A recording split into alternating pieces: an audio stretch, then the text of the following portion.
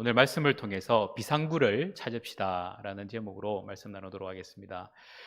이틀 전에 우리 동기 목사 카톡방에 글이 하나 올라왔습니다. 그것은 혈액을 좀 달라는 이야기였는데요. AB형 남성 혈소판 수혈 이렇게 제목이 달려서 빨리 부산에 있는 모 병원에 지금 있는 환자에게 수혈을 좀 부탁한다라는 글이 올라왔습니다. 그래서 도대체 얼마나 피가 모자라길래 그랬는가 싶었더니 오늘 신문에 등장을 하더라고요. 뉴시스 픽 신문에 코로나 4차 대유행의 혈액 수급 비상 보유량이 3.6일 남아 헌혈 동참을 하는 이 제목의 신문 기사가 떴습니다. 지금 코로나 팬데믹이 좀 심해지다 보니까 단체로 수혈을 헌혈을 하려고 했던 단체들 그리고 기관에서 다 취소를 해버린 거예요.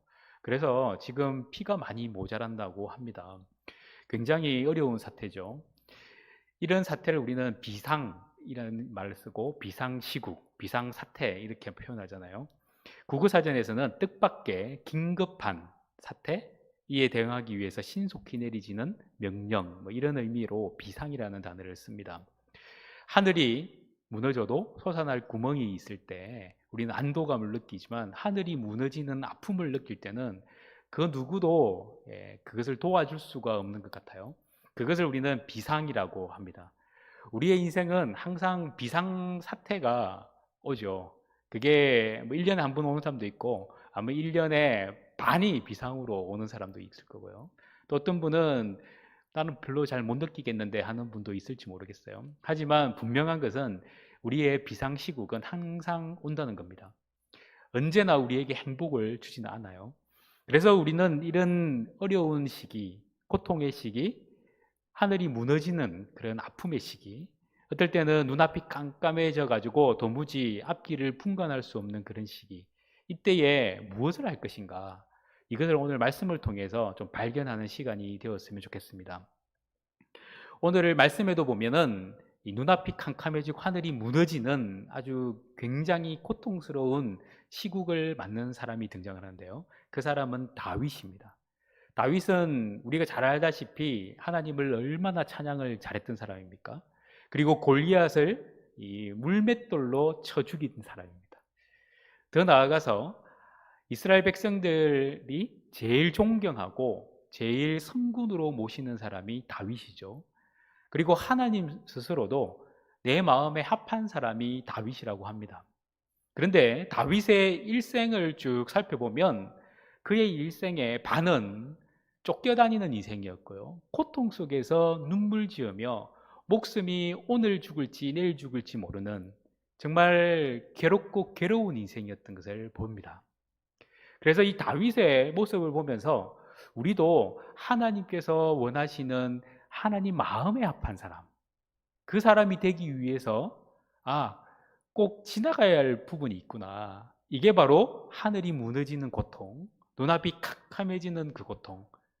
쉽게 말하면 비상시국이 온다는 것을 기억하셔야 합니다. 이 비상시국이 오고 나서 우리의 삶에 나타나는 정말 좋은 일이 있죠. 그것은 바로 하나님의 절대적인 도우심입니다. 그래서 우리는 신앙에 묘미가 있어요. 언제나 비상시국만 있고 끝이 그렇게 끝나버리면 얼마나 고통스럽겠어요. 하지만 하나님이 함께 하시는 사람에게 그 비상시국 이후에는 하나님이 주시는 승리의 삶이 있다는 사실입니다. 자, 그렇다면 이 다윗이 얼마나 지금 고통스럽고 하늘이 무너지는 듯한 고통을 겪고 있느냐라는 거예요. 오늘 말씀에 등장하는 이 다윗은 지금 이스라엘에 있지 않고요. 이스라엘의 적국인 블레셋에 있습니다. 워낙 사울이 자기를 죽이려고 쫓아오다 보니까 도무지 더 이상 이스라엘에 있을 곳이 없는 거예요. 아무리 도망쳐도 찾아오니까. 그래서 결국 그는 인생을 걸고 이제 하나님이 주신 땅을 버리고 하나님을 저버린 인생으로 어떻게 보면 전락해버리죠. 그래서 블레셋으로 찾아갑니다. 그곳에 갈 수밖에 없던 이유를 이렇게 표현합니다. 사무엘상 27장 1절에 보면 다윗이 그 마음에 생각하기를 내가 후일에는 사울의 손에 붙잡히리니 블레셋 사람들의 땅으로 피하여 들어가는 것이 좋으리로다. 사울이 이스라엘 온 영토 내에서 다시 나를 찾다가 단념하리니 내가 그의 손에서 벗어나리라. 이렇게 표현합니다. 얼마나 고통스러우면 하나님의 약속의 땅조차도 버릴 수밖에 없는 다윗. 분명히 하나님이 내가 너를 이스라엘의 왕으로 세우겠다 기름 부어 받았던 종 다윗이 하나님의 기름 부음을 내려놓고 블레셋으로 도망을 쳤어요. 오늘 우리의 인생을 한번 생각해 보면 우리도 하나님이 정말 함께 하시고 우리에게 복을 주신다는 믿음은 있지만 우리의 삶이 너무 녹록지 않고 괴로움이 다가오고 하는 일마다 안 되고 또 내 인생에 눈물 지을 일만 자꾸만 벌어지면 교회 가는 게 부담스러워요. 그럴 때가 있어요. 그래서 우리는 이런 상황을 생각해 보면서 오늘 말씀을 좀 보면 더 마음이 쨍하지 않을까 생각을 해봅니다. 국경을 넘어서 원수의 나라 블레셋으로 들어간 다윗. 그는 이제 다른 데 갈 데가 없어요. 그런데 감사하게도 이 블레셋의 아기스 왕은 이 다윗을 받아주게 됩니다. 그리고 다윗에게 시글락이라는 한 고을을 그에게 주게 되죠. 이제 시간이 지나면서 마음의 위로를 받고 또 이제 마음의 안도를 하는 그 순간 그의 마음을 고통스럽게 하는 순간이 다가왔어요. 그것은 무엇이었느냐면 블레셋이 이스라엘을 치겠다라는 결단을 내린 거예요. 그 결단에 앞장을 서고자 다윗을 불러낸 거예요. 다윗아, 너와 너의 무리가 함께 이스라엘을 치는 데에 함께 가자. 네가 진짜로 우리에게 전향을 내서 이 땅에 살고자 하면 이스라엘의 원수로 변해야 돼. 이제 시험거리가 온 거죠. 다윗은 하나님의 나라를 쳐야 되는 고통 가운데 왔습니다. 근데 시간을 조금 뒤로 미루어 보면요, 어떤 일이 벌어지냐면 이 전쟁이 바로 이스라엘의 첫 번째 왕이었던 사울과 사울의 자녀들, 왕자들이 다 몰살당하는 전쟁이었어요. 그러니까 이 전쟁은 다윗이 나가면 다윗은 진정한 원수가 됩니다. 굉장히 고통스러운 순간이죠. 그런데 다윗은 어떻게 보면 쫄장부 같아요. 하나님 앞에 기도를 했는지 안 했는지는 모르겠지만 분명히 그의 마음에는 살고자 하는 욕구가 더 강해서 그 명령에 순응을 하게 됩니다. 이제 다윗은 이스라엘의 원수가 되어버린 거예요. 전쟁에 나가는 그 순간이 되었을 때에 우리 하나님은 역사를 펼치십니다. 사람들의 마음을 움직이기 시작하세요. 블레셋 방백들의 마음을 움직여서 그들이 이런 생각을 하게 만듭니다. 아니, 다윗은 우리 골리앗을 쳐 죽인 우리의 원수인데 얘가 이스라엘을 친다고? 말도 안 되는 소리 하지 마세요. 이스라엘에 들어가면 바로 그가 우리의 등에다가 칼을 꽂을 사람이에요. 절대 이런 일은 있을 수 없어요 하면서 안 된다고 말을 하는 거죠. 그런데 이 아기스 생각에는 왕으로서 그래도 다윗을 테스트하고 다윗을 앞세워서 가면 이스라엘을 완전히 이겨낼 수 있을 것 같은데 너무 방백들의 말이 강하게 들리다 보니까 그래, 그러면은 돌려보낼게 하고 돌려보내는 놀라운 일이 벌어진 거예요. 하마터면 다윗은 영원히 이스라엘 족보에 기록될 수 없는 인생이 되었는데 아니, 하나님이 살려주신 거예요. 이제 안도의 한숨을 가지고 시글락 동네로 들어가는데 어휴, 큰일 났어요. 그곳이 폐허가 돼버린 거예요. 그곳은 사흘 동안 자기들이 나가 있다가 들어왔는데 그 사흘 동안에 벌어진 일은 비참하고 처참한 일이 벌어진 겁니다. 그곳에는 아말렉 족속이 쳐들어와 가지고 거기에 있는 여자들, 아이들을 데려가고요. 짐승들도 다 데려가고 그곳을 완전히 쑥대밭으로 만들어 버린 거예요. 큰일 났어요. 지금까지 자기와 함께 했던 사랑하는 아내와 자녀들이 사라져 버린 거예요. 다윗도 눈이 뒤집어지지만 다윗과 함께 했던 사람은 더 기가 막힌 거죠.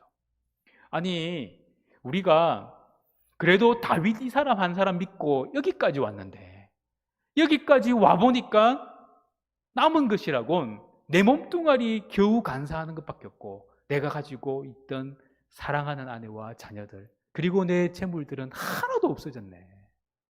그래서 이들은 다윗을 쳐 죽일 생각을 해요. 다윗은 코너에 몰립니다. 이제는 하나님의 나라의 왕으로 서기도 전에 돌에 맞아 죽게 생긴 거예요. 어떻게 해야 될까요? 하늘은 무너지고 눈앞은 캄캄하고 이게 바로 다윗의 심정이었다는 사실입니다. 이 상황을 이 하나님께서 어떻게 펼쳐 가시는가가 굉장히 중요한데요. 이때에 다윗과 그와 함께 했던 사람들의 감정이 얼마나 격했는지를 4절 말씀에 표현하고 있어요. 다윗과 그와 함께한 백성이 울 기력이 없도록 소리를 높여 울었더라. 다윗과 함께했던 사람들은 눈물을 흘리다가 더 이상 눈물을 흘릴 게 없을 정도로 이제 화가 막 나면서 이제는 울어서 될 것이 아니라는 걸 알게 된 거죠. 그래서 멘붕에 빠져 있는 다윗 그리고 그와 함께했던 백성들 그리고 그들이 쥐어들었던 것은 다윗을 쳐주기 위한 돌이었다는 겁니다. 우리가 힘들고 어려운 시간이 딱 되면 우리도 멘붕에 빠질 때가 있잖아요. 이런 유머를 여러분들 아실 거예요. 어떤 가정에서 지금 급한 일이 생겼어요. 갑자기 사랑하는 아버지가 쓰러지신 거예요. 그래서 엄마는 아이를 불러놓고 이렇게 이야기를 합니다. 얘야, 빨리 119 불러라. 빨리 119 불러. 그러니까 아이가 묻습니다. 엄마, 119 전화번호가 뭐예요? 내가 그걸 어떻게 하노? 빨리 119 찾아봐! 해가지고 119 한참 하다가 전화를 못하는 경우가 생긴 거죠. 119는 찾는 게 아니고 전화를 눌러야 되는데 119가 소방 아저씨 부르는 걸 깜빡한 거예요. 우리가 이런 당황의 상황에 처하면은 지금까지 했던 모든 것들을 다 잃어버리고 사라져버리는 그런 경험을 한다는 겁니다. 자, 그래서 우리가 이런 상황에 왔을 때 어떻게 할 것인가? 저는 이런 상황에 해야 될 것은 바로 비상구를 찾는 것이라고 생각을 합니다. 하늘이 무너져도 솟아날 구멍, 바로 비상구죠. 그리고 우리가 어떤 화재가 생기고 어떤 어려움이 생기면 이 건물에서 나가기 위해서 통과해야 할 문이 있는데 그게 바로 비상구입니다. 그러면 그 비상구를 어떻게 찾을 것이냐? 내 인생의 비상구를 어떻게 찾을 것이냐? 그 답은 너무나 간단해요. 그 첫 번째 답은 뭐냐면 하나님을 찾는 겁니다. 하나님을 찾으셔야 돼요. 다윗이 지금 고통 속에서 아주 애를 쓰고 이 상황을 벗어나고 싶어 하지만 그것을 벗어날 수 있는 자기만의 노력은 그 어떤 것도 통하지 않는다는 거예요. 그래서 다윗이 이렇게 표현을 하죠. 사무엘상 30장 6절 하반절에 보면 다윗이 크게 다급하였으나 그의 하나님 여호와를 힘입고 용기를 얻었더라. 다윗이 크게 다급해 가지고 그가 누구를 만났느냐? 하나님을 만나 하나님으로부터 힘을 얻어 용기를 얻었다고 말합니다. 여기에 우리가 한번 생각을 좀 해볼 필요가 있는 거죠. 우리의 가장 큰 문제가 뭐냐 했을 때 하나님이 빠지면 문제가 생기는 거예요.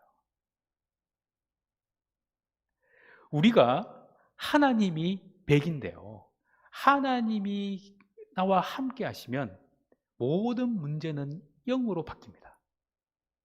그런데 하나님이 빠지면 모든 문제가 백이 되는 거예요. 그래서 하나님이 나와 함께 하시느냐? 하나님이 함께 하지 않느냐? 이게 우리의 인생에 너무나 중요한 부분이 된다는 거죠. 고린도전서 10장 13절에 사도 바울이 이렇게 말씀합니다. 사람이 감당할 시험 밖에는 너희가 당한 것이 없나니 오직 하나님은 미쁘사 너희가 감당하지 못할 시험 당함을 허락하지 아니하시고 시험 당할 즈음에 또한 피할 길을 내사 너희로 능히 감당하게 하시느니라. 감당하게 하시는 분이 누구냐? 피할 길을 주시는 분이 누구냐? 알고 봤더니 하나님이시라는 거예요. 사람이 아니라, 환경이 아니라 하나님만 우리에게 피할 길을 제시해 주신다는 사실입니다. 그래서 우리는 어떤 이유든지 간에 비상구 되시는 하나님만 만나기를 결정하고 찾아야 되고 그분을 의지해야 한다는 사실이에요.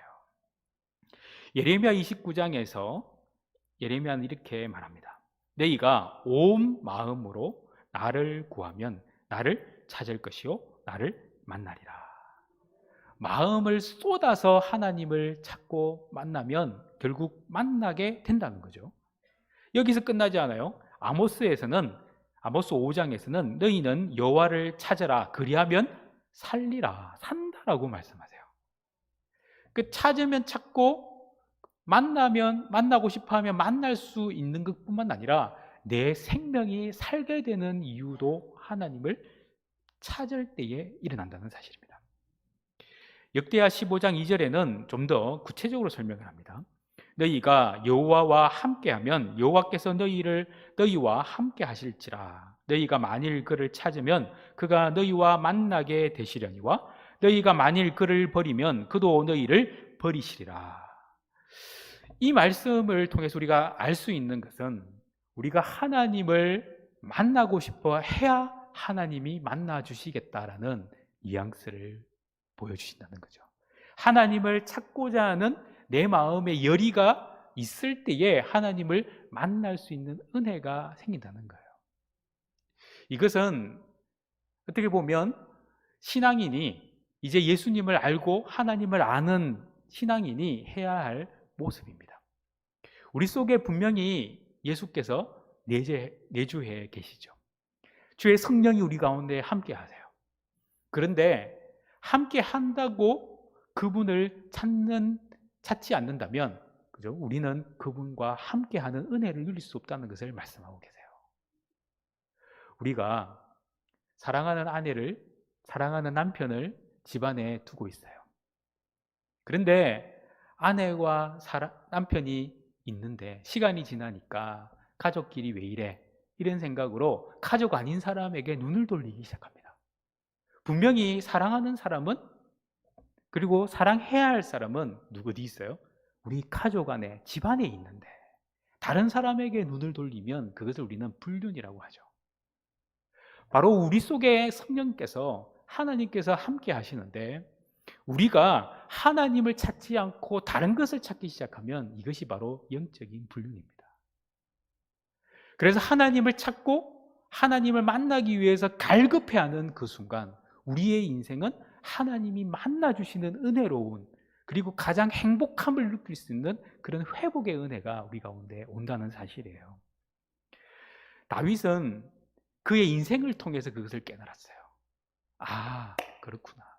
내가 어렵고 힘들고 고통스럽고 하늘이 무너지는 것 같고 눈앞이 깜깜해지는 그 아픔이 있을 때에 하나님만 붙들면 나는 이 모든 상황을 이겨낼 수 있구나라는 것을 깨달은 거예요.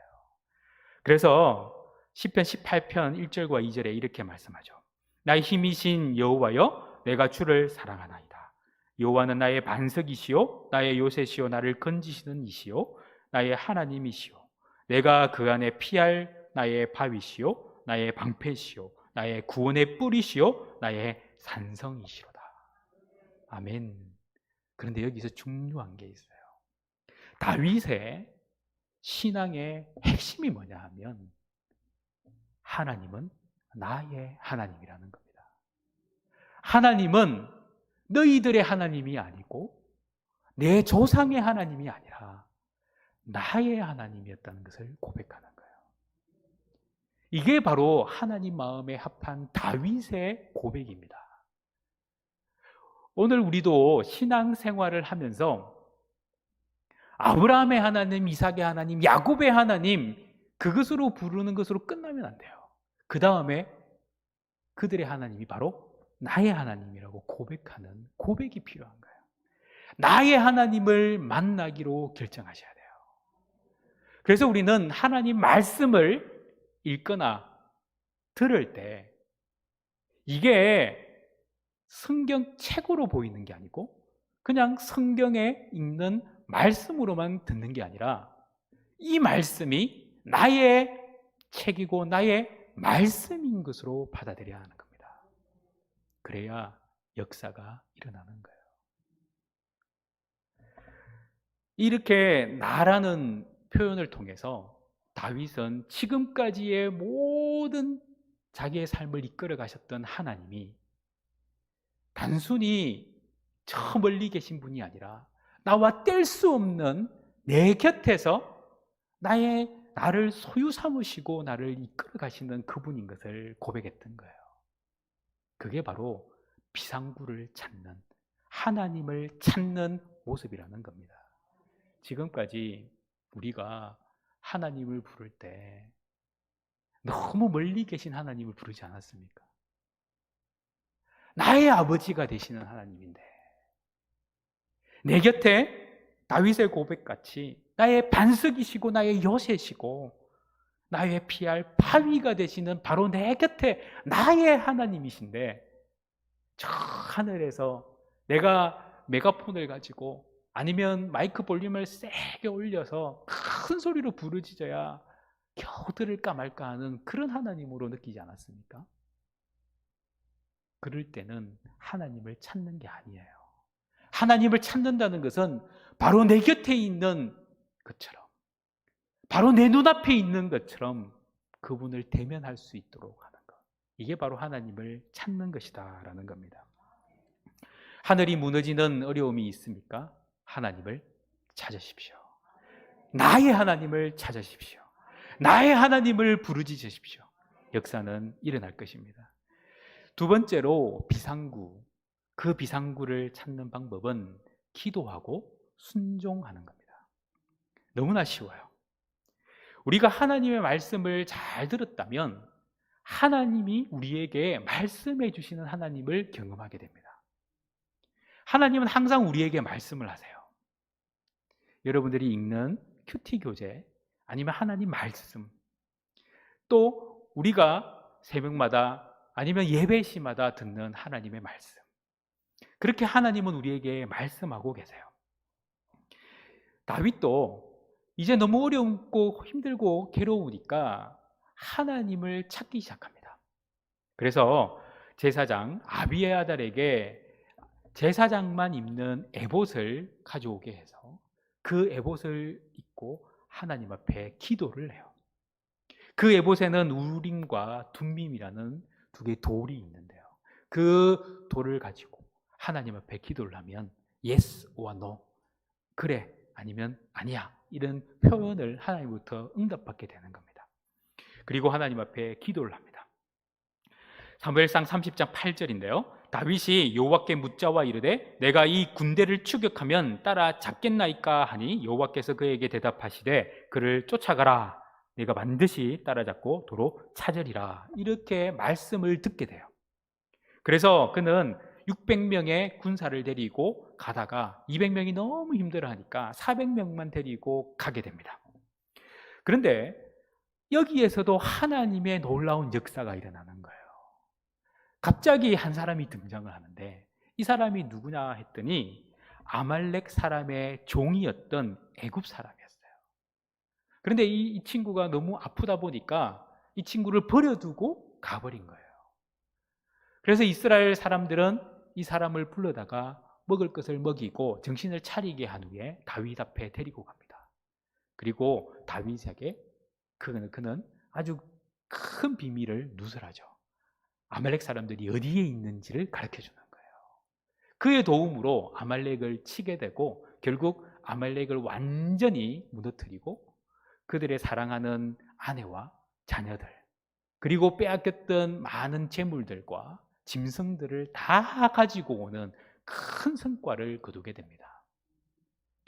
우리가요, 하나님의 역사를 믿는다면 아멘 하는 것으로 끝나면 안 돼요. 조금 힘들어도, 내가 가지고 있는 여력이 좀 부족해도 하나님이 오케이 하셨다면 그 오케이 하는 그 말씀을 믿고 우리는 나가는 게 필요한 거예요. 순종하는 게 필요한 거예요. 행하는 삶이 필요한 거예요. 그래서 우리는 삶을 살아내는 거예요. 하나님의 말씀대로 살아내도록 애를 쓰는 것, 이게 바로 진정한 기도고 진정한 순종이라는 겁니다. 하나님이 우리에게 말씀 주실 때는 하나님은 우리에게 가만히 있으라고 주시는 게 아니에요. 하나님이 우리에게 말씀 주실 때는 네가 벌떡 일어나서 내가 너에게 명령한 것을 지켜 행하도록 하기 위해서 말씀을 주신다는 사실입니다. 이런 놀라운 경험을 하는 다윗, 과연 이 다윗이 하나님 앞에 기도하지 않고 하나님 말씀 듣지 않고 하나님 말씀 따라서 순종하지 않고요, 자기의 생각대로 자기의 의지대로 행했다면 어떤 일이 벌어졌을까? 아마 그가 블레셋 군대와 함께 이스라엘에게 가서 싸움을 싸웠다면 그는 이스라엘의 진정한 원수가 되어버렸을 거고요. 더 나아가서 그가 하나님 말씀을 저버리고 에라 모르겠다, 그냥 여기서 살아야지, 여기서 내가 뭘 하겠어 하면은 아마 그는 돌에 맞아 죽었을 거예요. 그런데 하나님께 부르짖고 하나님을 찾고, 나의 하나님을 부르짖고 나의 하나님을 찾고 그 하나님이 주신 말씀을 가지고 이제 믿음으로 순종하고 나아가니까 하나님의 구원의 역사가, 하나님의 축복의 역사가 일어났다는 사실입니다. 오늘 우리는 하나님이 생각지도 않은 일들을 펼치실 때가 있어요. 그 일을 위해서 우리는 애를 쓰고 순종하는 모습이 필요한 겁니다. 시편 50편 15절 말씀에 보면 환난 날에 나를 부르라, 내가 너를 건지리니 네가 나를 영화롭게 하리로다. 하나님을 영화롭게 하는 것은 환난을 당할 때 진가를 발휘합니다. 여러분이 고통을 당하고 하늘이 무너지는 것 같고 눈앞이 깜깜해 보일 때 그때 다른 것 부르짖지 말고 하나님 도와주세요, 하나님 나의 편이세요, 하나님은 나의 하나님이세요, 믿음의 고백하고 나가면 우리는 하나님을 영화롭게 하는 인생이 되는 거예요. 예레미야 33장 2절과 3절 잘 아시잖아요. 이를 행하시는 여호와, 그것을 만들며 성취하시는 여호와, 그의 이름을 여호와라 하는 이가 이와 같이 이르시도다. 너는 내게 부르짖으라, 내가 내게 응답하겠고 네가 알지 못하고 크고 은밀한 일은 내게 보이리라. 하나님이 보이게 하시는 그 놀라운 역사를 만나는 저와 여러분이 되기를 간절히 소망합니다. 여러분들 CCM 가수 중에 송정미 씨를 아실지 모르겠어요.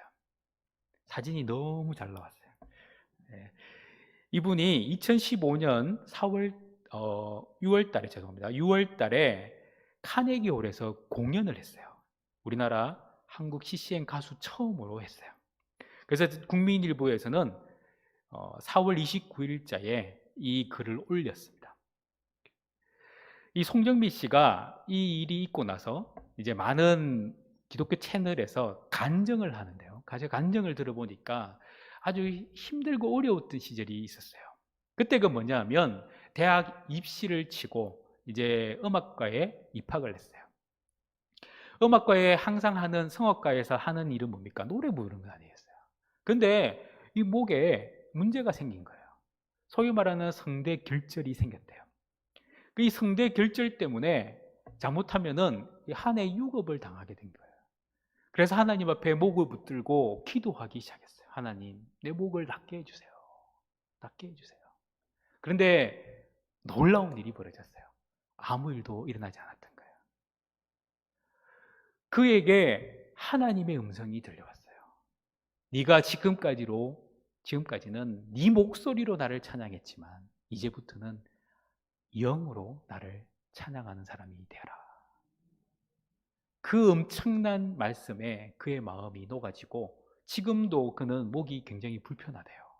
그런데 그런 아름다운 목소리를 내면서 찬양을 하는 거예요. 왜? 찬양하면 하나님이 역사를 해주시는 거예요. 그때의 머릿속에, 대학 시절이죠. 그때 머릿속에 싹 지나가면서 하나님이 주신 찬송이 있었어요. 그 찬송이 무엇이냐면 때로는 너의 앞에 어려움과 아픔이 있지만, 이 바로 축복성이었어요. 이게 지금은 30개국에 번역이 돼가지고 많은 사람들이 부르고 있는 찬송이 된 거예요. 얼마나 감사한 일입니까? 내 인생에서 가장 어려울 때 우리는 짠하고 모든 것이 회복되는 기가 막힌 전환을 갖기를 원합니다. 하지만 하나님은 우리가 생각하는 것과 전혀 다른 새로운 역사를 일으키기를 원하실 때가 있어요. 그러나 그것이 내 마음에 들지 않는다고 하찮게 여기지 마시고, 그것이 바로 하나님의 말씀이고 바로 하나님이 나에게 주신 비전이고 그것이 바로 하나님이 나에게 주신 일이다라고 생각하고 받아들이면 역사는 일어나는 것입니다. 다윗이 그랬어요. 지금 나에게 펼쳐진 일들, 이게 내 눈앞에는 어렵고 힘들고 고통스럽지만 이 상황을 나 몰라라 에라 모르겠다가 아니라 하나님, 바로 나의 하나님이 이 상황을 이겨내게 하실 거야. 하나님께 기도하며 붙들고 나아갈 때에 하나님은 역사하셨고요. 또 그 하나님이 말씀하시는 그 말씀을 믿고 순종하고 나아가니까 하나님의 역사가 일어났던 것입니다. 오늘 여러분들의 인생도 하나님의 역사가 일어나는 놀라운 은혜의 삶이 되기를 간절히 소망합니다. 하나님을 찾으십시오. 그리고 기도하고 순종하십시오. 하나님의 비상구가 여러분 앞에 펼쳐질 줄 믿습니다.